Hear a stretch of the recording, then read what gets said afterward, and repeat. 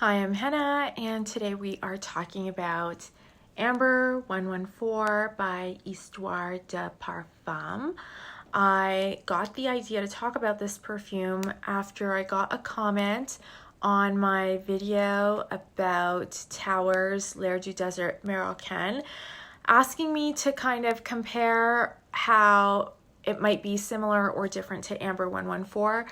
Now, I've had this perfume for about a year, and it wasn't on my radar to talk about or review. I think there's a lot of information out there about this particular fragrance, and I think this brand in general, Histoires de Parfum, is kind of popular. Their claim to fame is having a series of perfumes that are inspired by certain characters in history. So there's one named after Hemingway, and there's one named after Mata Hari and Casanova, and they're all named for the different years that those personalities might have been famous, or maybe when they were born, or maybe when they passed away. I'm just that person that's terrible with dates and history in general, so I can't ever keep straight the years that I've tried and the ones that I haven't. And I guess that means that so far, nothing from that collection has really caught my attention, I guess. But this one I received in a swap, and I hadn't ever smelled it before, and I kind of wanted to move this swap along, so I was happy to have it, and I fell in love with it immediately when I smelled it, which might not have happened if I had just sampled it out of a little vial, but that doesn't matter. I did love it when I smelled it, and I think I'm just in that time of my perfume journey where I really enjoy these warm ambery perfumes, which kind of makes me wonder, like, would I have liked this if I lived in a warmer climate? Because where I live, it's cold all the time. I feel like, we have a really short fall, and we have a really short spring and summer, and we have a very long winter. So our winter probably starts end of October. That's, if we don't have snow by then, that's pretty surprising. And then we go all the way into April or May. Like, my birthday's in April, and it's usually pretty cold by then, still cold at that time. So yeah, I kind of am leaning into amber fragrances more and more, just because the weather kind of embraces that olfactory profile. So Histoires de Parfum is a brand that was started in the year 2000, and the interesting thing for me about the brand is that it started by a man named Gabriel Guillain, and he used to, or maybe still is, a restaurateur. So he's in the food industry, in the restaurant business, and that really ties into this perfume, because there is a very distinctive foodie quality to Ambre 114. Now, the opening of Ambre 114 has notes of thyme and nutmeg, both of which you would find in your kitchen. I think because of that, the opening always reminds me of a roast chicken. Like, I can't get away from it as much as I want to. Even when I smell this completely blind, that thyme just reminds me of a roast chicken dinner. And I don't know, I actually don't mind it, because there's thyme has a very distinct soapiness to it, and I think that soapiness keeps the amber accord in this perfume a little bit more fresh. And sometimes amber can be really heavy, it can be too sweet, it can be very cloying, but because of the thyme, it doesn't ever go there. It is warm and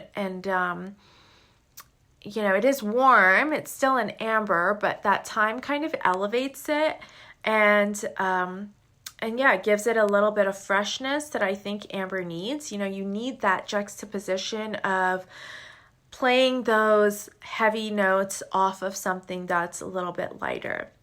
So for me, the thyme works really well. There's also a note of nutmeg, as I said. The nutmeg is for lack of a better word, it's a little bit nutty, but also really spicy. And so because it's paired with a thyme, again, it doesn't go into like pumpkin spice category or anything like that. It just remains light and keeps things interesting without making them too heavy or too hot, you know? But this is kind of a spicy, warm fragrance at the end, you know, but it's warm without being too heavy, and it's not like being covered with like a heavy hot blanket. It's like being in like a nice warm down comforter that's not too heavy on your body. So you're getting the warmth but without any of the heaviness, and I think that is really nice. There's also a powdery quality in all of the wear of the perfume, where it's just kind of light and floating. And the dry down is a nice chocolatey patchouli combined with vanilla and sandalwood, and there's a little bit of sweetness because of the vanilla, and I think there's a little bit of tonka in here too that I can smell. Yeah, but I think it's that blend of patchouli and vanilla that I really, really enjoy. I think I'm just really enjoying perfumes that have that patchouli vanilla combo. So Chanel Coromandel comes to mind when I smell this. And there's a few others that have that in their base, and this definitely does, and I think that is what I enjoy about it so much. So if you have smelled Coromandel and you like it, but maybe you think it's too sweet or too heavy, because that one is heavier than this, then maybe you should try Ambre 114. I think, you know, coming back to the original question about comparing it to Towers, Lair du Desert Moroccan, I think that they're completely different for me. The Lair du Desert Moroccan opens with a lot of lavender, and it's just a more rich perfume in general, whereas Ambre 114 I don't think is as rich. I think it's more powdery, and for me it's a little bit easier to wear.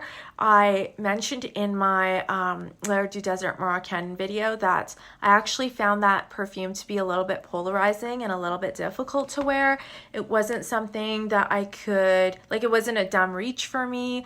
I had to really think about the place that I was going to wear it and who was going to be around me and how close to them I was going to be. So I didn't find that I would reach for it as much, and I always waited for the perfect, well, it felt like I was always waiting for the perfect time to wear it. Whereas with Ambre 114, I feel like I can wear it every day. I can wear it anywhere.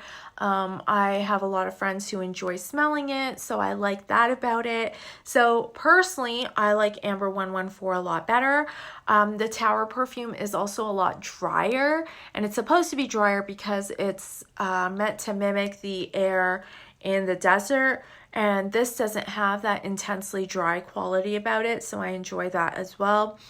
So yeah, to me, I don't think you can really compare the two. I think if you liked both of them, I could definitely justify having both of them in my collection. But for me, I like this a lot more. And I also enjoy that this is a 30 ml bottle because it's easy to kind of, or I think this is a 15 ml bottle.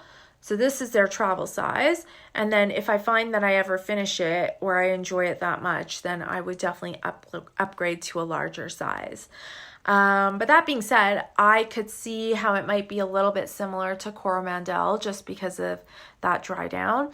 I can also see how it might be similar to Ambre Sultan by Serge Lutens, but that one has an opening of bay leaf, if I'm not mistaken. But they both still have that kind of herbal, spicy quality. I think for me, where I am, we have a Serge Lutens counter here. So those perfumes are easy to sample and smell, and so you don't have to blind buy them. So if you were interested in adding an amber to your collection, I would go to that counter and smell those. Other than that, I would say that if you're a foodie, I would definitely try this perfume. I've come to think of it as an amber for foodies because of that thyme note and because of the spiciness in it. But I think I would probably say the same for Amber Sultan. I don't know. This one just came my way quicker, and I think if I was really sampling all the amber perfumes that were out there and picking one, it would probably be a toss-up between this one and Amber Sultan, and then I would kind of see which one wore on my skin a little bit better. But as I said, I got this blind in a swap, and I'm happy with it right now, so I don't really feel like I need to add another amber into my collection at this moment. That's it for me. I hope you had some questions answered with this review, and I will see you next time. Bye-bye.